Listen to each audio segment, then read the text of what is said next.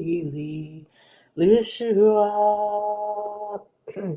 Ozi Bezimratya Vayhi li Lishua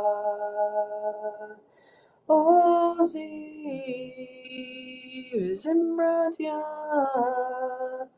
Vayhi Yeshua Ozi Bezimratya Vayhi Yeshua Ozi Bezimratya Vayhi Yeshua Ozi Bezimratya Vayhi Yeshua. Boker Tov, good morning. It's another gray day out there today. I think grayness seems to be the color, but also the mood. It makes me think of like maybe it was more recent for some and further distant for others, but having like a mood ring. It was like, what's your mood? But basically it was based on the color of that the ring would turn, but merely it had nothing to do with the color of the ring, rather how sweaty your hand was. So the gray coloring out there is rough for many of us. It is so many days of rain, so many days of overcast, and we just need some sunny days. So I looked on the weather app, and I had to check two of them because, I can't really believe it, because you really can't believe anything other than your own eyes when you wake up and see. But it says, let it be known that from Friday till next Thursday, it looks like sunny or partially sunny every day without rain. So we got to make it through the next 2 days. Hopefully that's it. And then we'll be able to complain that we're sweating because, we are people of complaints. But also there's a teaching that was shared today, actually.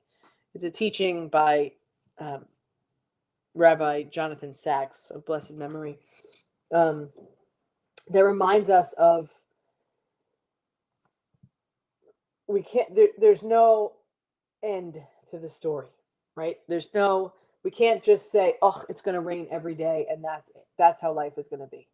Rather, we don't know the future, but we keep living because we want to see how it unfolds.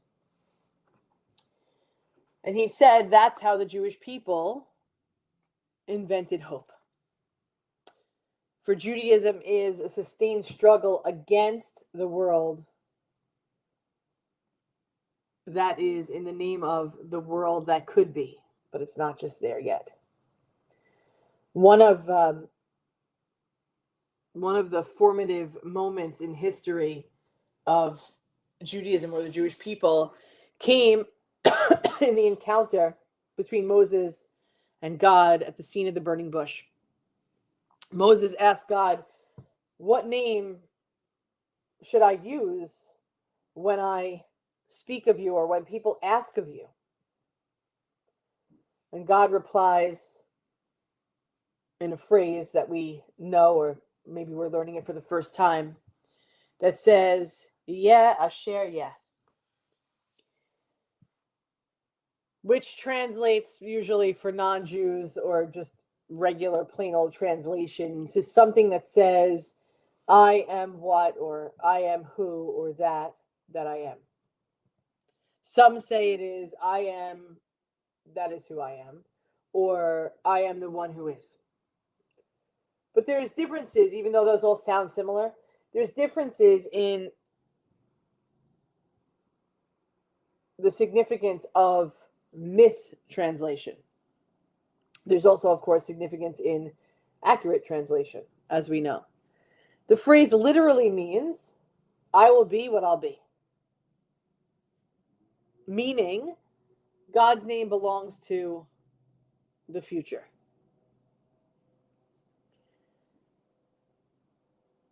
God calls us to what isn't yet.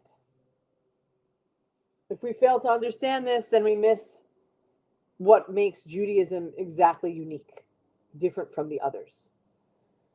So if we consider the biblical narrative for a moment, there are all kinds of narratives.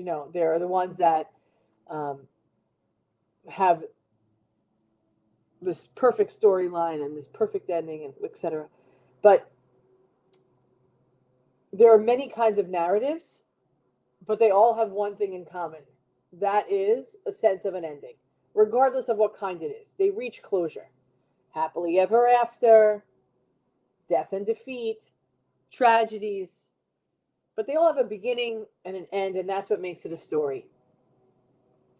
But if we consider our story as Jews, let's consider for a moment Genesis. In the beginning, God calls to Abraham. Abraham is going to leave this land, his birthplace, his father's place, the house of his father, and he's going to travel. Travel where? God says, to a land that I will show you. A land I will show you. That's like, there's an ending, but where is the end? You're going. You don't know where it is. I don't really know where it is either, but you're going to go. 7 times God promises Abraham the land. But guess what? When he gets to the land, what does he have to do? He has to haggle. He has to haggle the Hittites because why? He wants to buy one single plot for his wife to be buried. Jacob and his family are forced into exile in Egypt. Genesis ends. That's one part of the book. Ends. Part of the complete story, the end of the book. Ends with a promise unfulfilled. But then Exodus begins. God calls Moses to lead the Israelites back to freedom from the promised land. Now we're feeling, wow, the story is about to reach closure. We're gonna get out of here. But it doesn't come. Instead, what happens? A journey that should have taken days, maybe, less 40 years. In the final scene of Deuteronomy, we see Moses still on the far side of the Jordan, granted only a distant vision of that land. Crazy, because the end of that story should be like, you made it all the way here, Moses. You're so great. You're our leader. There's no one better than you. Look at how you helped our people. Look at how you made it through. But you're not going there. The natural ending is deferred. Doesn't even fit right. But Tanakh, the 5 books, ends. 5 books, Chronicles, the thing, the prophets, all of this, the whole thing ends with the Jews in exile again. This time in Babylonia, Cyrus giving permission to return. We're almost back where we began, in the same region from which Abraham and his family first set out. It's like full circle, but we're nowhere. We're everywhere and nowhere at the same time. No other stories have that same form, which is mostly a beginning and no end, because all those stories never make it to publication, because who's going to read that? We're looking for an end, whether it's good or whether it's bad, it doesn't matter, but there's got to be a storyline. It's been there since the beginning. God's 3 promises to Abraham were children, a land, and an influence on humanity such that through all the families on earth will be blessed. So there's an ending, but it's always beyond the visible horizon. The end is there. This is what it should be. But we didn't see it yet. We're still waiting for it. The Jewish story ends as Moses' life ended, with a glimpse of a land not yet reached, a future not yet realized. The same is true for Jewish belief. Judaism is the only civilization whose golden age is in the future. The messianic age, the messianic promise, an age of peace where nation will not lift sword against nation, please God. And God should be one as one with oneness. This is ultimately the divide, the line that splits Judaism and Christianity. To be a Jew is to reply to the question, has the Messiah come? With words like, not yet. We're waiting. We're waiting for a future still to be fulfilled. So what does this tell us about Judaism? At the heart of Judaism is the belief that is so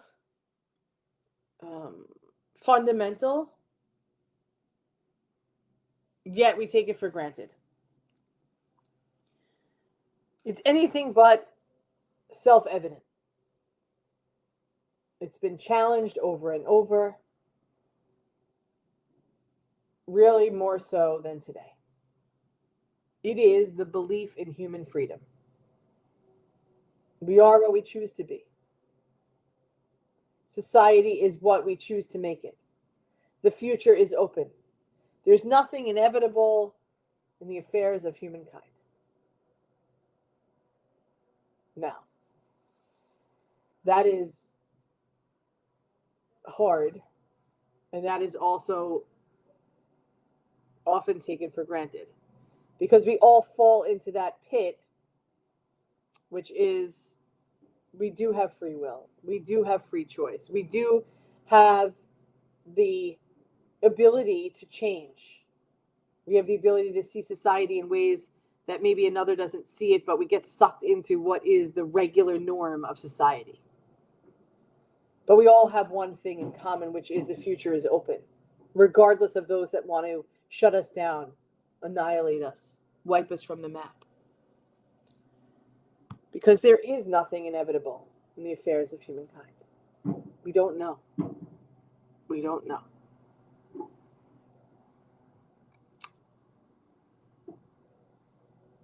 The ancients believed that human destiny lays in the stars, or it's blind fate. Spinoza argued that our lives are governed by natural necessity. Marx claimed that the history was determined by economic interest because that's all he cared about. Freud held that human behavior was shaped by unconscious drives. Neo-Darwins argue that we are governed by the genetic code that's hardwired into our brain. Freedom in all of these theories is an illusion. But this view is challenged in the opening chapters of Torah. For the first time, God is seen as beyond nature, creating nature to be free, uncoerced, an uncoerced act of will. By creating human beings in God's image, God bestowed something of that peace, something of that freedom within us.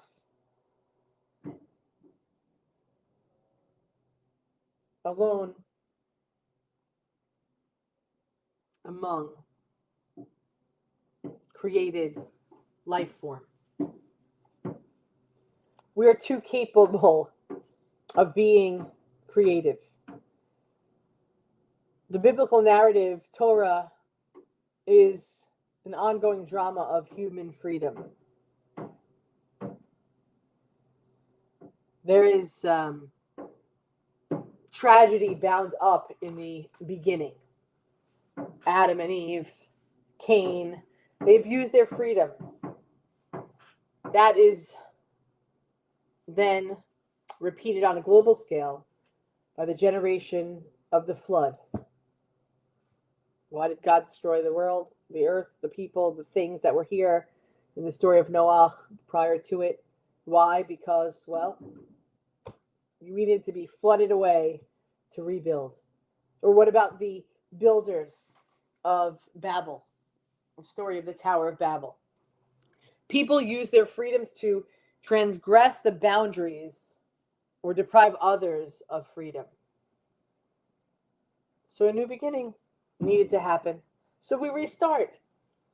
I don't know if we have that kind of luxury in our own lives, but every day is a new start, right? We can always be a little better, make better decisions than we did the day before. Abraham is told to leave all the things that constrain freedom, the land, the birthplace, the father's house, and begin a new kind of life, just in agreement with God. Genesis is about the covenant and its effects on individuals and families. The Jewish story is still unfinished. It's about the journey from multiple forms of slavery to what's called usually or referred to as this difficult freedom. Torah is the template of responsible freedom, our constitution, as it were, for liberty. But what is freedom? The freedom, the first gift of freedom we were given was the ability to speak.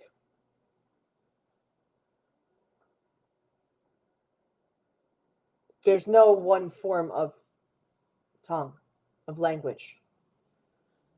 The Torah signals this by making it, the first word God speaks is Yehi, let there be.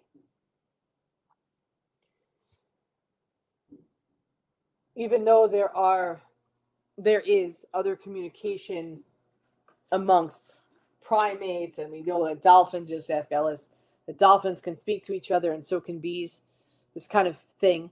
But human beings are the only life form capable of using the future tense as we come back to what we started with.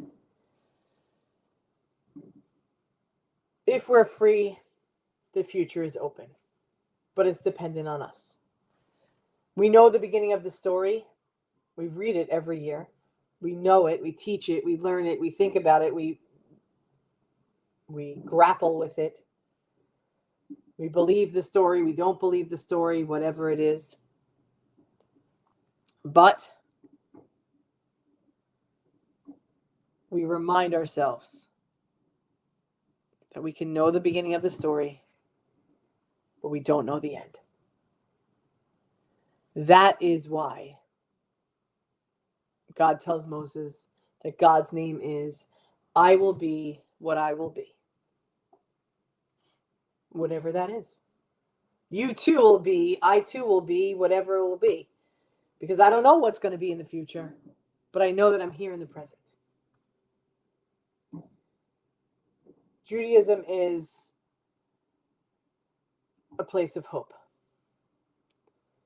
We see what's happening in the world.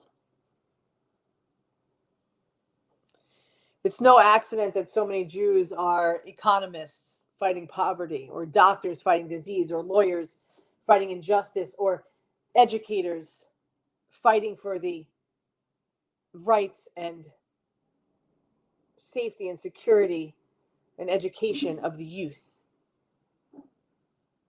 It's no accident that so many Jews take on leadership roles,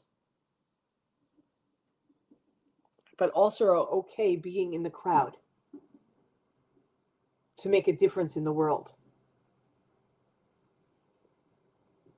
Because the national anthem of our people is Hatikva, the hope. It is no accident that Judaism has been opposed to every empire that has sought to deny people the freedom of being equal but different. It is no accident that Israel is still today the only free society, even though in this moment, in today's day, today, it doesn't feel like a free society. But it is the only one in the Middle East. Judaism is a religion of details. But often we miss the point. If we do, we do. But we realize that sometimes a step back is all we need to see the larger picture. To be a Jew is to be the agent of hope in the world, serially threatened by despair. Every ritual, every mitzvah, every syllable of Jewish history and story, every element of Jewish law is the realization that Judaism is a sustained struggle. In fact, maybe the greatest ever known against the world that is, but in the name of the world that could be. And it should be, but it isn't yet. There is no more challenging vocation for our people because throughout history, when human beings have sought hope, they have found it in the Jewish story. Judaism is the religion, and Israel is the home of hope. Kol od balevav penima nefesh Yehudi homiya ulafate mizrach kadima ayin letzion Sophia.